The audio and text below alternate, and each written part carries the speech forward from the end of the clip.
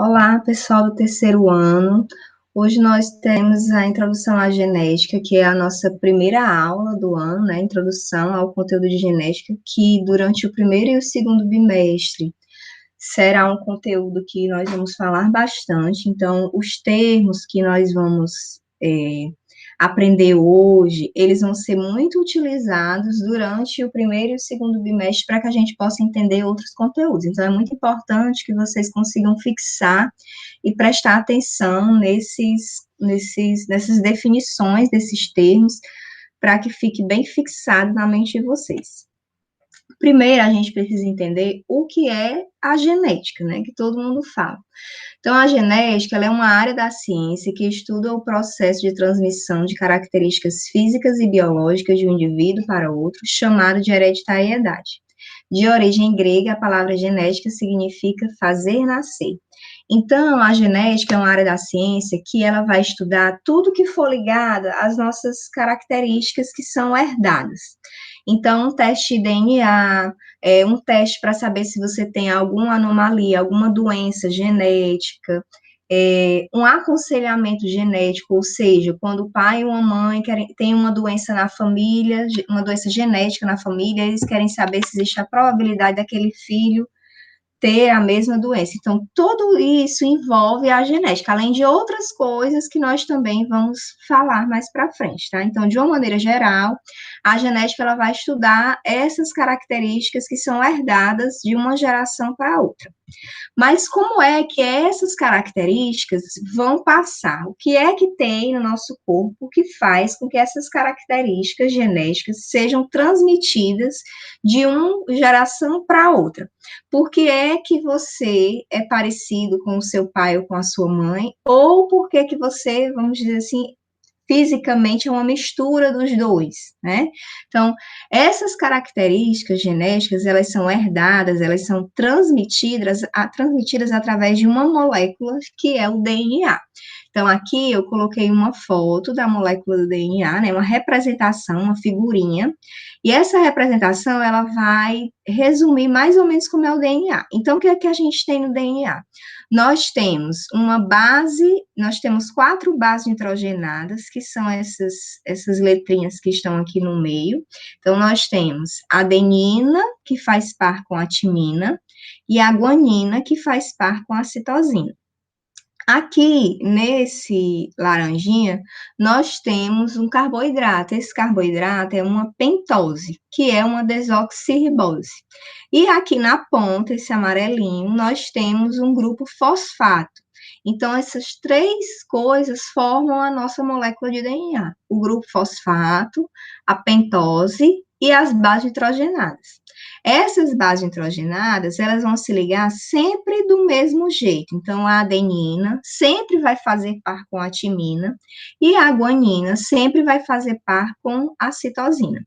Essa molécula de DNA, ela é em dupla hélice, ou seja, ela é curvada, ela é dobrada aqui do jeito que tem nessa figura aqui, certo? Então, onde é que esse DNA está? Esse DNA está dentro das nossas células. Então, no seu corpo, as suas células que possuem núcleo contêm o seu DNA. O seu DNA foi originado metade do DNA do seu pai e metade do DNA da sua mãe. Então, as suas características físicas e também as não físicas são uma mistura do DNA do seu pai e do DNA da sua mãe. Isso vale para todos os seres vivos. Todas as características dos seres vivos vão ser passadas através do DNA. Elas estarão contidas no DNA e, à medida que esse ser vivo vai se reproduzindo, essas características vão sendo passadas para os descendentes. Então, nós vamos aqui para alguns termos que são usados em genética, que, como eu disse para vocês, são termos que nós vamos precisar utilizar durante todo o ano e toda a vida de vocês, quando vocês forem falar em genética, vocês vão precisar lembrar disso daí. Então, o primeiro deles são os genes. O que é um gene? É uma sequência de DNA que codifica e determina as características do organismo. É a unidade fundamental da hereditariedade. Então, o gene é um pedacinho do DNA. Lembra aqui que eu mostrei para vocês o DNA, né? Então, um pedacinho desse DNA que for responsável por uma característica sua é um gene. Por exemplo, o gene que é responsável pela característica da cor do seu olho é um pedacinho do DNA que é responsável pela cor do seu olho, certo? O que são os cromossomos? Os cromossomos são sequências de DNA espiraladas que carregam os genes. Então, eu tenho os genes, que são trechos do DNA, e esses genes, eles podem estar, eles estão, na verdade, nos cromossomos. O que são os cromossomos? São pedaços do DNA que estão em forma de espiral e que vão carregar esses genes.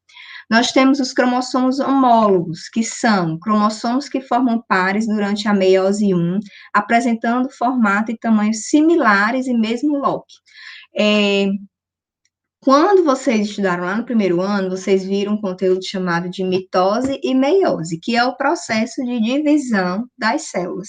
Então, na meiose 1, vão ser formados os cromossomos homólogos, tá? O locus gênicos é a posição que um gene ocupa em um cromossomo. Então, eu tenho um determinado cromossomo e eu sei que um determinado gene está em uma posição naquele cromossomo. Isso é o locus gene. É como se fosse o endereço do gene dentro do cromossomo, certo? O alelo é uma forma alternativa de um mesmo gene que ocupa o mesmo locus em cromossomos homólogos. Então, para mostrar para vocês aqui, vamos lá. Eu tenho a célula, eu tenho o núcleo da célula, e dentro da célula eu vou ter os cromossomos. Os cromossomos são formados de DNA. E dentro dessa sequência de DNA, eu vou ter uma sequência que é o gene. Então, quando eu tenho esse DNA todo de forma espiralada, todo enroladinho, né, todo compacto, vamos dizer assim, em forma do cromossomo, eu vou ter os genes dentro desse cromossomo. Quando eu tenho aqui, vamos dizer que um gene está em determinado, tá aqui, o cromossomo aqui, ele parece um xizinho, né? Então, vamos dizer que eu tenho um gene que está aqui, nesse braço aqui, que a gente chama aqui, onde está escrito esse braço aqui, né? E aqui embaixo, aqui é o locus gênico daquele gene. Então, aqui eu tenho os cromossomos homólogos. Cromossomos homólogos são formados lá na meiose 1, tá? É como se fosse, assim, uma cópia do cromossomo, porque eu vou precisar para a divisão celular. Então, eu tenho aqui o locus gênico, que é o local onde aquele gene está, e eu tenho os alelos. Aqui eu tenho um alelo Bzão, que é um B maiúsculo, né? Na genética a gente vai falar muito assim, quando a letra for maiúscula. Azão, Bzão, Czão, vocês vão ouvir falar muito disso. E o Bzinho, que é um outro alelo. Então, para eu formar um gene, eu vou precisar de um par de alelos, certo? Então, esses alelos estão nesse locus gênico, ou seja, esses alelos estão nesse local no cromossomo. Nós também temos outros termos que nós usamos, que são o fenótipo. O que é o fenótipo? São as características bioquímicas, fisiológicas e morfológicas observáveis em um indivíduo. Então, o que eu posso observar em um indivíduo, é o que se externaliza, vamos dizer assim, é o meu fenótipo. O meu fenótipo, ele pode modificar de acordo com o ambiente. O genótipo é a constituição genética de um organismo, é o seu DNA, é o seu conjunto de características do DNA. Essa informação, o genótipo, eu não modifico, eu não posso modificar, mas o fenótipo eu posso modificar. Vamos para um exemplo aqui do fenótipo. O meu fenótipo, vamos dizer que seja o cabelo loiro. A pessoa tem um cabelo loiro natural. Não é pintado, é natural. Esse é o genótipo daquela pessoa, ou seja, ela nasceu com a constituição genética que faz com que o cabelo dela seja um loiro natural.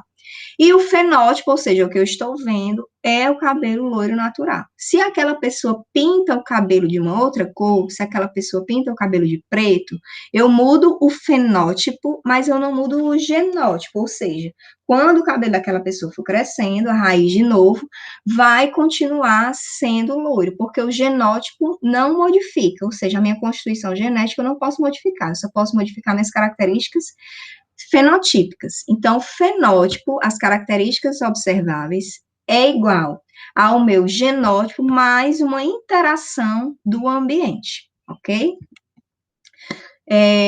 Em relação aos genes, aos pares de alelos, eu posso dizer que o indivíduo é heterozigoto, que é quando ele apresenta dois alelos diferentes em um mesmo locus em cromossomos homólogos. E homozigoto, quando o indivíduo apresenta o mesmo alelo em um mesmo locus em cromossomos homólogos. Então, a gente tem aqui exemplos de cromossomos homólogos cromossomos homólogos mostrando heterozigotos e homozigotos. Então, aqui o primeiro, eu tenho os cromossomos homólogos, né, essa linhazinha azul, e aqui eu tenho esse tracinho verde dentro dessa linha azul. Ele é homozigoto dominante. Eu vou ter as duas letras iguais, maiúsculas, Bzão e Bzão.